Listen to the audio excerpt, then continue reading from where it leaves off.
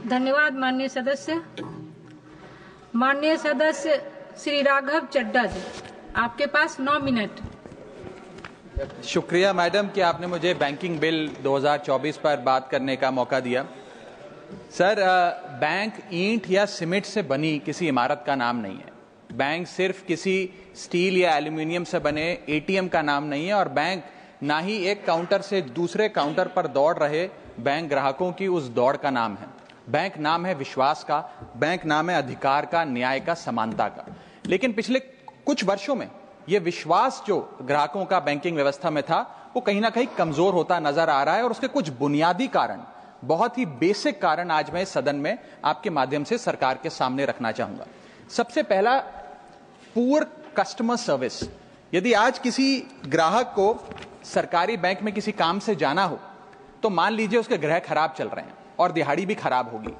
कोई नौकरी पेशा आदमी हो तो ऑफिस से छुट्टी लेनी पड़ती है, कोई स्टूडेंट हो तो प्रैक्टिकल का एग्जाम मिस करना पड़ता है, यहां तक कि साधारण सी पासबुक अपडेट कराने भी जाना हो तो वो भी एक संघर्षशील सफर में तब्दील हो जाता है। मैडम, आप जब किसी सरकारी बैंक में घुसते हैं तो ऐसा लगता है कि 80 या 90 की दशक की किसी इमारत में आ गए हैं, जहां पे दीवारें उखड़ रही होती हैं, पंखा अपनी मर्जी से चलता है और लाइनें रेल टिकट से भी ज्यादा लंबी होती हैं। इसके बाद जब आप काउंटर नंबर 1 पे पहुंचते हैं तो बताया जाता है काम यहां नहीं होगा, काउंटर नंबर 4 पर जाइए।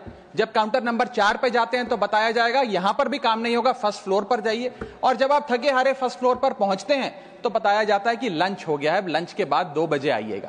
2:15 पहुंचते हैं तो बताया जाता है कि लंच एक्सटेंड हो गया, अभी कर्मचारी गुलाब जामुन खा रहे हैं। यह व्यवस्था है कस्टमर सर्विस की एक सरकारी बैंक में। और आज हम जहां चांद पर पहुंच गए, यूपीआई से गोलगप्पे खरीद रहे हैं, लेकिन हमारी सरकारी बैंकिंग व्यवस्था 80-90 के दशक से बाहर नहीं आ पा रही है। अभी आरबीआई के गवर्नर ने हाल ही में एक प्रेस कॉन्फ्रेंस कर वित्तीय वर्ष 23-24 की रिपोर्ट जारी करते हुए कहा कि 95 शेड्यूल्ड कमर्शियल बैंक्स में एक साल में, एक वित्तीय वर्ष में 1 करोड़ से ज्यादा कस्टमर सर्विस से संबंधी कंप्लेंट्स आई हैं। और ये तो वो कंप्लेंट्स हैं जिन लोगों को पता था कंप्लेंट कैसे दर्ज करानी है और उन्होंने दर्ज कराई। न जाने ऐसी कितनी कंप्लेंट्स होंगी जो सिस्टम में कैद ही नहीं हुई।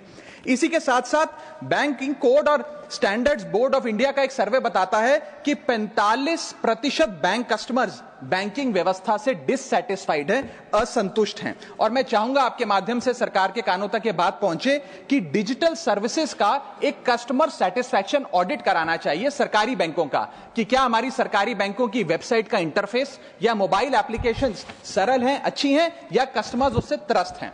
दूसरा बड़ी समस्या है रूरल इंडिया के अंदर limited access to banking infrastructure. आइए गांव की ओर चलते हैं मैडम। क्या हमारी बैंकिंग व्यवस्था ग्रामीण इलाकों तक पहुंच चुकी है?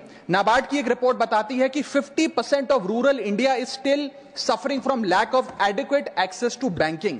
फाइनेंशियल इंक्लूजन इंडेक्स की आरबीआई की 2020 की रिपोर्ट बताती है कि ग्रामीण भारत में हर 100 में से मात्र 54 लोगों तक ही हमारी बैंकिंग व्यवस्था जैसे तैसे पहुंच पाई है, और 30% से ज्यादा रूरल हाउसहोल्ड आज भी ऐसे हैं जो पूरी तरीके से अनबैंक्ड हैं। और मैम, बैंकिंग की ग्रामीण इलाकों में अगर बात करें तो बैंकिंग व्यवस्था ने ग्रामीण इलाकों के साथ सौतेला व्यवहार किया है। पहले तो बैंक की ब्रांच गांव के पास नहीं है। जब वो बूढ़ा आदमी भोला भटका बैंक की 5-10 किलोमीटर दूर ब्रांच तक पहुंचता है तो पता लगता है कि बिजली गुल है। बिजली आ जाती है तो पता लगता है सर्वर डाउन हो गया है। सर्वर भी चल जाता है तो पता लगता है आधार सीडिंग में दिक्कत है, फिंगरप्रिंट मिसमैच हो रहा है, या बैंक अकाउंट की मैपिंग ही नहीं हो पा रही है। डॉक्यूमेंटेशन से लेकर कॉम्प्लिकेटेड फॉर्म से लेकर लैंग्वेज के चैलेंजेस तक ग्रामीण इलाकों में लोगों को झेलने पड़ते हैं। और सबसे ज्यादा बैंकिंग फ्रॉड भी गांव के भोले भाले आदमी के साथ होता है। इसी के चलते हमारे गांव का आदमी प्राइवेट निजी साहूकार के पास जाकर लोन लेना बेहतर समझता है, ना कि किसी बैंक के पास जाकर। और जब वे साहूकार के पास जाता है तो ना वहां पेपर वर्क होता है, एक इजियर एक्सेस होता है, फियर ऑफ बैंक और इलिटरेसी नहीं होता। बहुत बार तो मॉर्गेज पे भी कुछ नहीं रखना पड़ता, इसलिए वो साहूकार से ब्याज पे पैसा उठाता है, लेकिन साहूकार उसे मनमानी दाम पर वो ब्याज पर पैसा देता है। 60 से 80% सालाना का इंटरेस्ट रेट चार्ज करता है, जिंदगी भर के लिए उसकी गुलामी लिखवा लेता है, और वो बेचारा गांव का भोला भाला आदमी डेट ट्रैप में फंस के रह जाता है। मेरी तीसरी बड़ी समस्या जो मैं आज आपके सामने रखना चाहूंगा वो है साइबर फ्रॉड और digital frauds in the banking sector. Cyber frauds वर्ष 2023 में 75,800 घटनाएं सामने आई जो कि कंप्लेंट्स दर्ज हुई।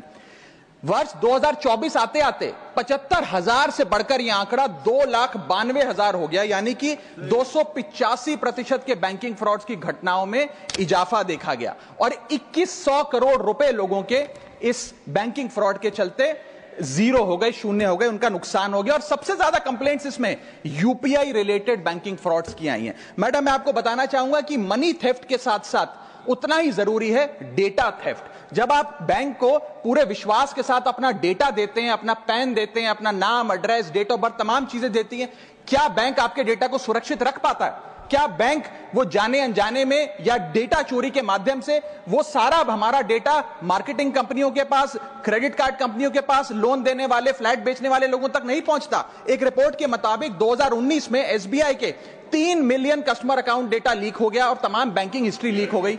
2021 में मोबीविक का 8.2 TB का केवाईसी डेटा ही लीक हो गया। 2021 में एक पेमेंट गेटवे जस्टपे का 100 मिलियन क्रेडिट कार्ड की पेमेंट डिटेल्स और रिकॉर्ड्स लीक हो गई।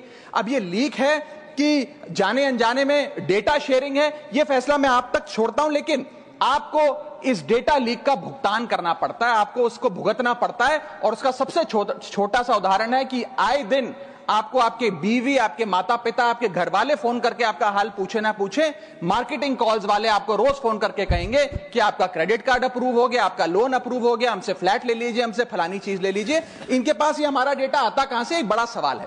चौथी समस्या, हिडन चार्जेस और फीस। मैं चाहूंगा आपके माध्यम से ये नाना प्रकार के चार्जेस जो आज मैं सदन में लाया हूं, ये माननीय वित्त मंत्री जी तक पहुंचे, ताकि देश के आम आदमी की जो जेब बैंकिंग सिस्टम काट रहा है, ये उसे पता लगे, ग्राहक को भी और माननीय वित्त मंत्री जी को भी।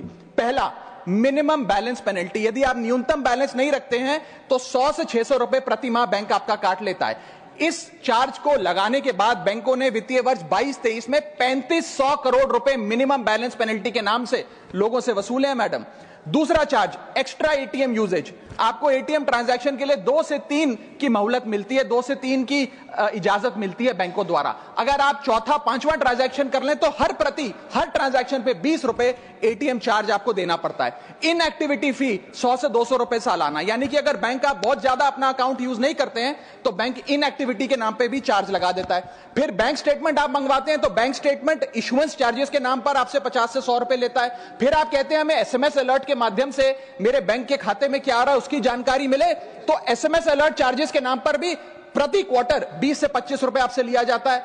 ऑनलाइन पेमेंट करेंगे एनईएफटी की तो ट्रांजैक्शन फी भी ली जाती है। जबरदस्ती आपको पहले लोन बेचते हैं और फिर उसके बाद लोन प्रोसेसिंग फी के नाम पर 1 से 3% लोन अमाउंट का काट लेते हैं। और जब आपकी किस्मत ठीक चल रही हो और आप समय से पहले अपना लोन बकाया जो है उसका भुगतान करने बैंक पहुंच जाएं तो loan pre closure charges, early payment penalty के नाम पर भी बैंक आपसे पैसा वसूलता है। साधारण सा सिग्नेचर बदलवाना हो, नॉमिनी की डिटेल्स बदलवानी हो, उस चेंज पर भी 200 रुपए प्रति ट्रांजैक्शन के नाम पे बैंक आपसे पैसा वसूलता है। और डिमांड ड्राफ्ट, पे ऑर्डर बनाने जाएं तो 100 से 200 रुपए प्रति डिमांड ड्राफ्ट आपसे पैसा वसूलता ही वसूलता है। यानी कि कस्टमर्स की जेब काटी जा रही है और कस्टमर्स को पता भी नहीं लगता कि कितना पैसा बैंक इन नाना प्रकार के चार्जेस के चलते आम आदमी से वसूल रहा है। मेरा पांचवा और आखिरी point madam, insurance and investment product miss selling. अपने क्वार्टरली या मंथली टारगेट्स पूरा करने के लिए बैंक के एग्जीक्यूटिव मिस सेलिंग करते हैं, गलत प्रोडक्ट लोगों को बेचते हैं। यह भी एक प्रकार का हनी ट्रैप है। मीठी मीठी बातें कर भोले भाले मासूम लोगों को ऐसे प्रोडक्ट्स बेच दिए जाते हैं जिनकी जरूरत उन्हें है ही नहीं। IRDAI, insurance regulatory development authority of India की एक रिपोर्ट बताती है कि 3.5 लाख सालाना कंप्लेंट्स में से 20% कंप्लेंट्स सिर्फ और सिर्फ मिस सेलिंग की, गलत प्रोडक्ट बेचने की उन्होंने दर्ज करी हैं। सेबी की एक रिपोर्ट बताती है कि 30% इन्वेस्टर मिसलीडिंग इंफॉर्मेशन का शिकार हैं। और म्यूचुअल फंड्स की मदर बॉडी, जिसे association of mutual fund of India कहते हैं, वो बताती है कि 23%, मैं खत्म कर रहा हूं मैडम, 23% इन्वेस्टर ऐसे हैं जिनके पास वो प्रोडक्ट्स हैं जो उनके रिस्क प्रोफाइल और फाइनेंशियल गोल से मेल ही नहीं खाते हैं। तो मैडम, मैं इन सारे जो समस्याएं बताई हैं उसके माध्यम से समाप्त कर रहा हूं। बस इतना ही कहना चाहूंगा कि ये बड़ी बुनियादी समस्याएं हैं जो आज इस देश का एक आम अकाउंट धारक, एक आम आदमी सफर कर रहा है। मैं चाहूंगा माननीय वित्त मंत्री जी इन बुनियादी सुविधाओं का, इन बुनियादी समस्याओं का समाधान दे। बहुत बहुत शुक्रिया। श्री निरंजन बख्शी, माननीय सदस्य